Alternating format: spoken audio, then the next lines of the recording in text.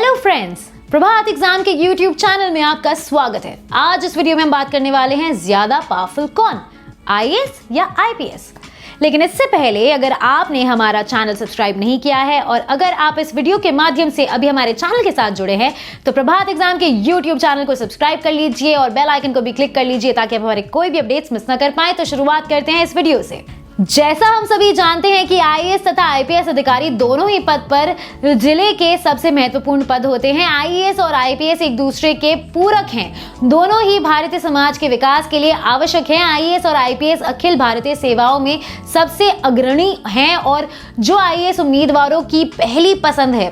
एक जिले में एक से ज्यादा IAS तथा IPS तैनात होते हैं, परंतु सबसे इंपॉर्टेंट पद जिले के DM तथा SSP के होते हैं। किसी भी जिले के विकास के लिए दोनों का ही एक साथ कार्य करना अनिवार्य है।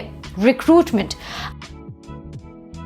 IAS तथा IPS दोनों का ही चयन UPSC की सिविल सेवा परीक्षा के द्वारा किया जाता है।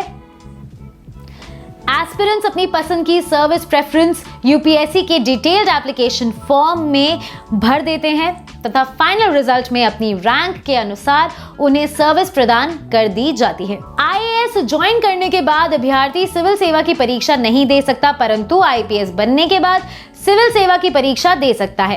कैडर कंट्रोलिंग अथॉरिटी IAS तथा IPS दोनों ही ऑल इंडिया सर्विसेज हैं, परंतु दोनों की कैडर कंट्रोलिंग अथॉरिटी अलग अलग है। IAS की cadre controlling authority ministry of personnel होती है जो कि सीधे प्रधानमंत्री के अधीन होती है, परंतु IPS की cadre controlling authority home ministry होती है जो कि गृह मंत्री के अधीन होती है। ट्रेनिंग, IAS तथा IPS की शुरुआती 3 महीने की ट्रेनिंग जिसे फाउंडेशन कोर्स भी कहते हैं, लाल बहादुर शास्त्री राष्ट्रीय प्रशासन अकादमी में ही होती है।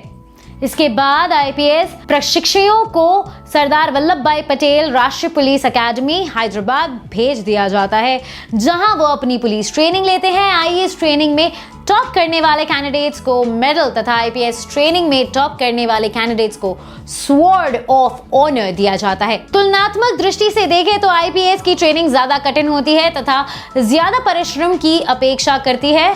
इसमें घुड़सवारी, परेड, शस्त्र विद्या इत्यादि शामिल होता है।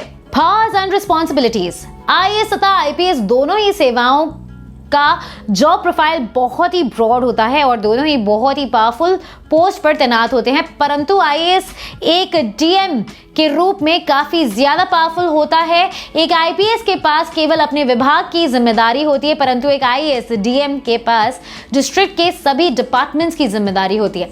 DM के रूप में एक IAS अधिकारी पुलिस विभाग के साथ साथ अन्य विभागों का भी मुख्य होता है। डिस्ट्रिक्ट की पुलिस व्यवस्था की जिम्मेदारी भी DM के पास ही होती है। शहर में कर्फ्यू, धारा 144 इत्यादि लॉ एंड ऑर्डर से जुड़े सभी डिसीजन DM ही लेता है।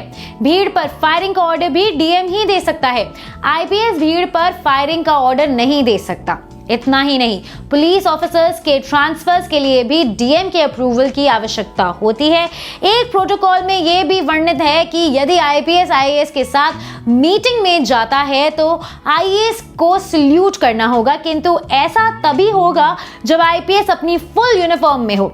यदि IPS ने अपने कैप नहीं पहनी है तो वो IAS को सल्यूट करने के लिए बाध्य नहीं है। इसलिए ऐसा प्रायर देखा गया है कि IAS से मीटिंग के दौरान IPS ऑफिसर्स अपनी कैप नहीं पहनते हैं। कुछ राज्यों ने अपने कुछ शहरों में कमिश्नरेट सिस्टम लागू किया है। इस सिस्टम में पुलिस ऑफिसर्स के पास ज्यादा अधिकार होते हैं, किंतु फिर भी एक IAS की तुलना में ये कम ही है।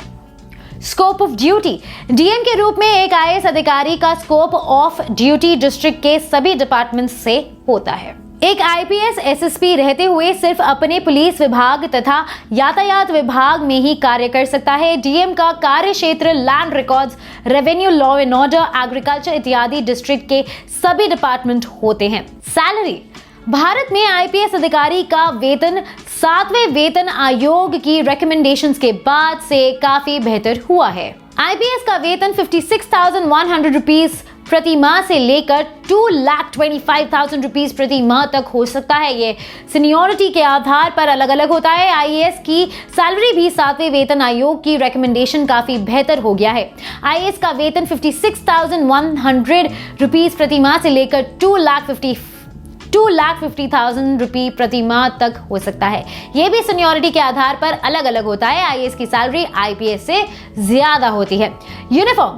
यूनिफॉर्म आईएएस तथा आईपीएस को अलग करती है। आईएएस ऑफिसर्स के लिए कोई खास यूनिफॉर्म नहीं होती है, बस उन्हें सरकारी आयोजनों में फॉर्मल कपड़े पहनने होते हैं, परंतु आईपीएस की उनकी निर्धारित यूनिफॉर्म पहननी होती है। आईपीएस की यूनिफॉर्म प्रमोशंस के लिए आईपीएस की यूनिफॉर्म प्रमोशंस के साथ साथ बदलती जाती है। उन्हें हर रैंक के साथ कंधे पर सितारे, तलवार तथा अशोक की लाठ लगानी होती है। आम जनता कपड़ों से आईएएस को नहीं बल्कि आईपीएस को पहचान लेती है।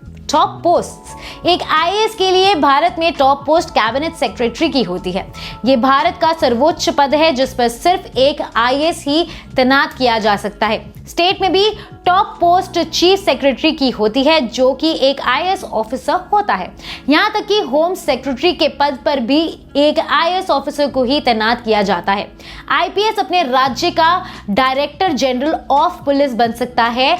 केंद्र सरकार में एक आईपीएस ऑफिसर सीबीआई, आईबी तथा रॉ का डायरेक्टर बन सकता है। इसके साथ साथ नेशनल सिक्योरिटी एडवाइजर के पद पर भी आईपीएस की तैनात की जा सकती है। फिलहाल इस वीडियो में बस इतना ही। अगर आपको ये वीडियो पसंद आया है तो हमारे चैनल प्रभात एग्जाम को लाइक करना मत भूलिएगा, इसे सब्सक्राइब करना भी मत भूलिएगा और बेल आइकन को भी क्लिक करना मत भूलिएगा ताकि आप हमारे कोई भी वीडियो अपडेट्स मिस ना कर पाएं।